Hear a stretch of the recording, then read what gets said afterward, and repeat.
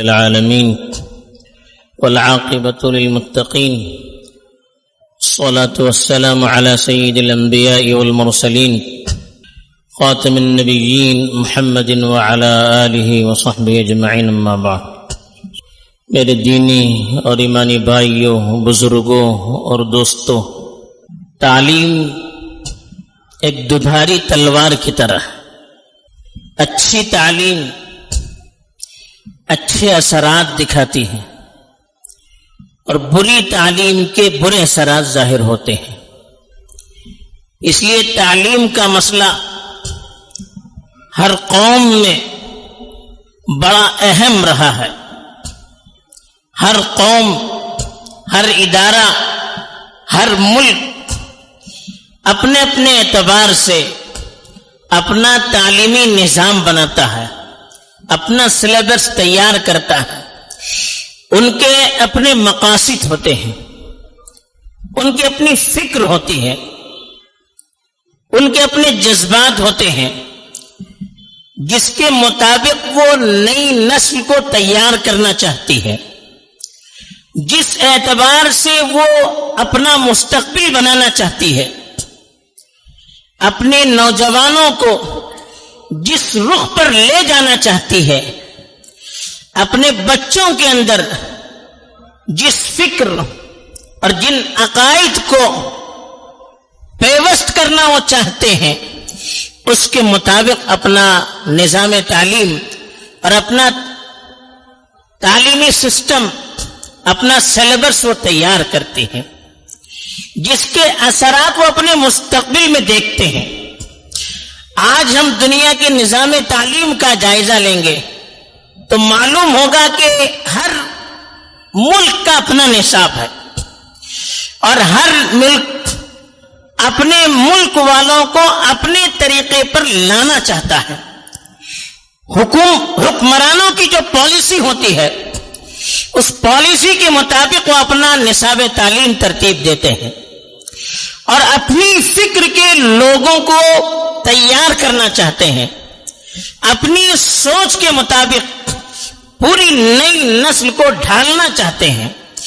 اس لیے آج دنیا کی قومیں اپنا بہت بڑا بجٹ اپنے نصاب تعلیم پر خرچ کر رہی ہے، بیکار خرچ نہیں کرتی ہے، اس کے اپنے مقاصد ہوتے ہیں۔ ان مقاصد کو سمجھنے کی ہمیں ضرورت ہے۔ ایک مثال آپ سمجھ لیجئے، ہندوستان میں جب انگریز آئے تھے تو یہاں کے مسلمان انگریزوں کے سب سے بڑے مخالف تھے، لیکن انگریزوں نے کچھ مدت تو مقابلہ کیا مسلمانوں کا، لیکن ان کو معلوم ہوا کہ مسلمانوں کے اندر جو دینی جذبہ ہے، جو ایمانی غیرت ہے، اس دینی جذبے کو اور ایمانی غیرت کو لڑائی کے ذریعے سے دبایا نہیں جا سکتا، ظلم و ستم کے ذریعے سے ان کو ڈرایا نہیں جا سکتا۔ اس کے لیے انہوں نے اپنا تعلیمی سسٹم تیار کیا، اپنا ایجوکیشن سسٹم تیار کیا، اپنا نظام تعلیم بنایا اور جگہ جگہ اپنے مشنری اسکولز کھول دیے اور روزی روٹی کے مسئلے کو تعلیم کے ساتھ، ڈگریوں کے ساتھ جوڑ دیا کہ ڈگری ہوگی تو جاب ملے گا ورنہ نہیں ملے گا۔ لوگ مجبور ہو گئے، اچھے اچھے مسلمان مجبور ہو گئے کہ ان کے نظام تعلیم سے اپنے بچوں کو وابستہ کیا جائے۔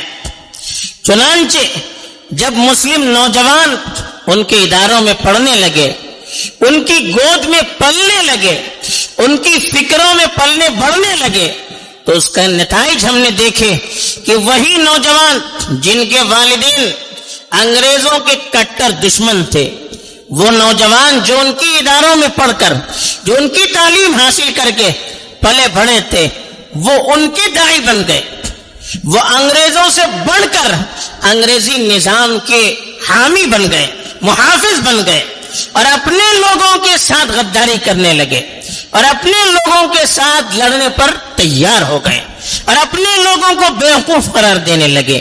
یہ تعلیم کا اثر ہوتا ہے۔ تو اس لیے نظام تعلیم پر کڑی نظر رکھنی چاہیے. سال جب شروع ہوتا ہے تو بچوں کی تعلیم کی بڑی فکر ہوتی ہے. ہر والدین کی خواہش ہوتی ہے کہ میرا بچہ پڑھے، اچھی سے اچھی ڈگری حاصل کرے، بڑے سے بڑے عہدے پر فائز ہو جائے. اچھا جذبہ ہے، کوئی برا جذبہ نہیں ہے. اپنی اولاد کی ترقی، اپنے بچوں کی ترقی والدین کے لیے سب سے محبوب ہوتی ہے. وہ اپنے بچوں کو اپنے سے بہت بڑا دیکھنا چاہتے ہیں، اور یہ اچھا خواب بھی ہے، اچھا جذبہ بھی ہے. وہ والدین بڑے نکمے ہوتے ہیں جو اپنے بچوں کی تربیت کی فکر نہیں کرتے. لیکن اعلیٰ ڈگری کے حاصل کرنے میں نصاب تعلیم کا بڑا دخل ہوتا ہے. عام طور پر ماں باپ کی نظریں ڈگریوں کی ویلوز پر ہوتی کہ ڈگری اس کی کتنی ویلو ہے. اس ویلو کی تلاش میں وہ اخلاق کو دیکھتے نہیں ہیں. وہ اس تعلیم کے اندر کیا مواد ہے، اس کے اندر کون سا زہر ہے، سلو پوائزن کس طرح سے اس کے اندر ڈالا جا رہا ہے، اس کے ذریعے سے کون سی نسل تیار کی جا رہی ہے، اس کو دیکھتے نہیں ہے. اپنے بچوں کی ترقی کے شوق میں، اپنے بچوں کو آگے بڑھانے کے شوق میں ہر اس ادارے میں داخل کرتے ہیں جو ادارہ اچھی ڈگری اور اچھی تعلیم کا اعلان کرتا ہے.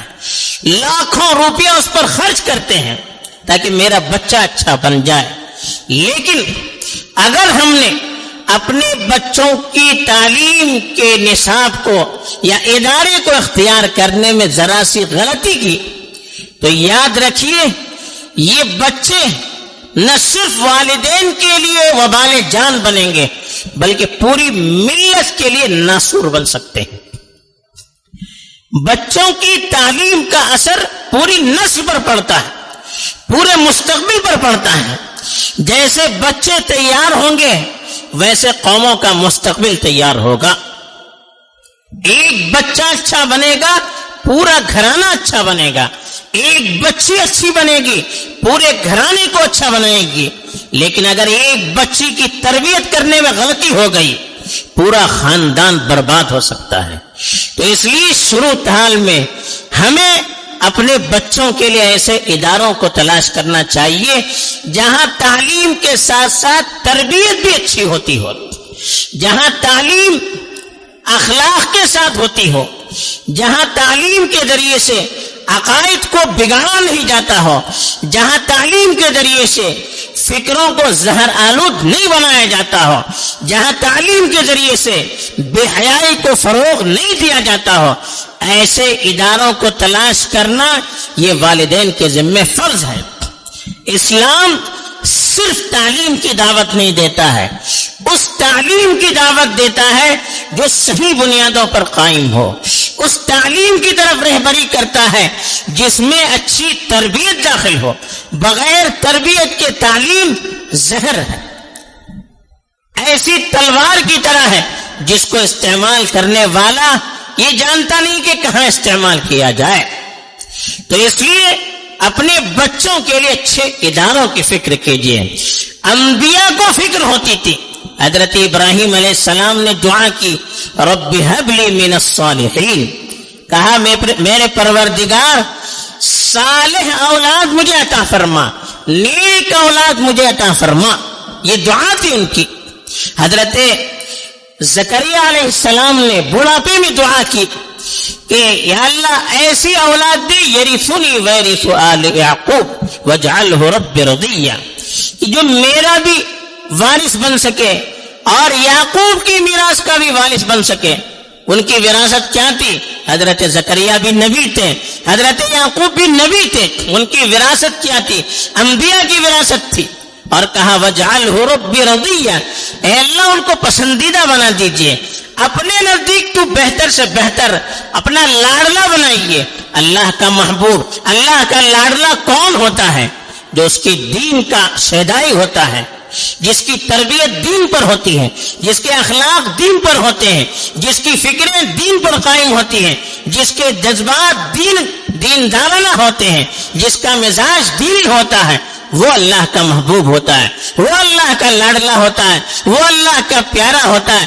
ایسی اولاد کے لیے انبیاء دعائیں کیا کرتے تھے. قرآن نے حضرت ابراہیم, حضرت یعقوب وغیرہ کی نصیحت نقل کی ہے.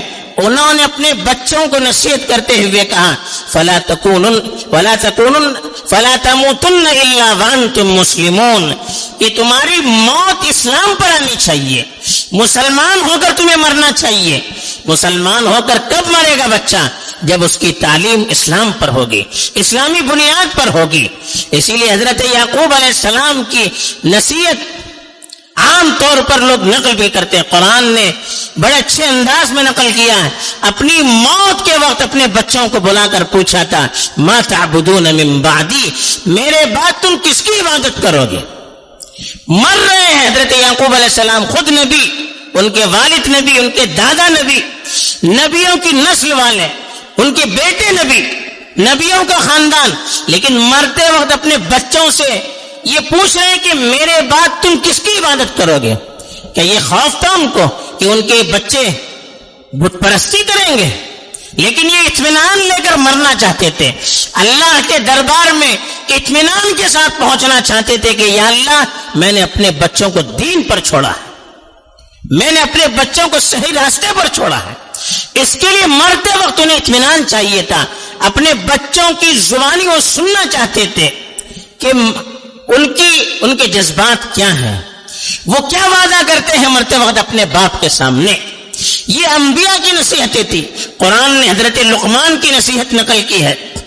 اپنے بچی کو انہوں نے نصیحت کی کہ یا بنی لا تشرک باللہ ان الشرک لظلم عظیم, اے میرے پیارے, اللہ کے ساتھ کسی کو شریک مت کرنا, شرک سب سے بڑا ظلم ہے.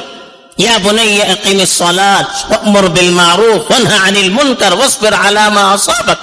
اپنے بیٹے کو نصیحت کر رہے ہیں کہ بیٹے نماز قائم کرو, اچھی بات کا حکم دو, بری باتوں سے لوگوں کو روکو, تکلیفوں پر صبر کرو, برداشت کرو دین کے لیے. اپنے بچوں کو جو نصیحتیں حضرت لقمان نے کی تھی اس کو قرآن نے کیوں نقل کیا؟ تاکہ قرآن کے ماننے والے اپنی اولاد کی فکر کریں, اپنی اولاد کی صحیح تربیت کریں. ایسا نہ ہو کہ ہم ڈگریوں کے نشے میں اپنی اولاد کو غیروں کی گود میں ڈال دیں, غیروں کے حوالے کریں, ایسے اداروں میں ہم ان کو ڈال دیں جس سے ان کے عقائد جہاں برباد ہوتے ہوں, دین برباد ہوتا ہو. ہمیں فکر نہیں ہوتی ہے, ہم سوچتے ہیں کہ اچھی انگریزی بولتا ہے, ڈگری کی بڑی ویلو ہے, حالانکہ وہ بچہ وہاں جا کر شرکیہ الفاظ بولتا ہے, اس کو ہم اہمیت دیتے ہی نہیں ہے, اتنی آسانی سے لیتے ہیں گویا شرک کوئی مسئلہ نہیں ہے. اسکول جاتا ہے بچہ, نماز قضا ہوتی ہے, اس کی فکر نہیں. بچہ نماز نہیں پڑھتا ہے, اس کی فکر نہیں, لیکن تعلیم میں جانا ہے. وہاں جا کر نہ اس کو نماز کا موقع ملتا ہے, نہ قرآن پڑھنے کا, دین کی بات سننے کا موقع ملتا, کچھ بھی نہیں. ان کے ساتھ مشرک بچوں کے ساتھ رہتا ہے, غیروں کے ساتھ رہتا ہے, غیروں کے سامنے پڑھتا ہے, ان سے تعلیم حاصل کرتا ہے. کیا نتائج آئیں گے؟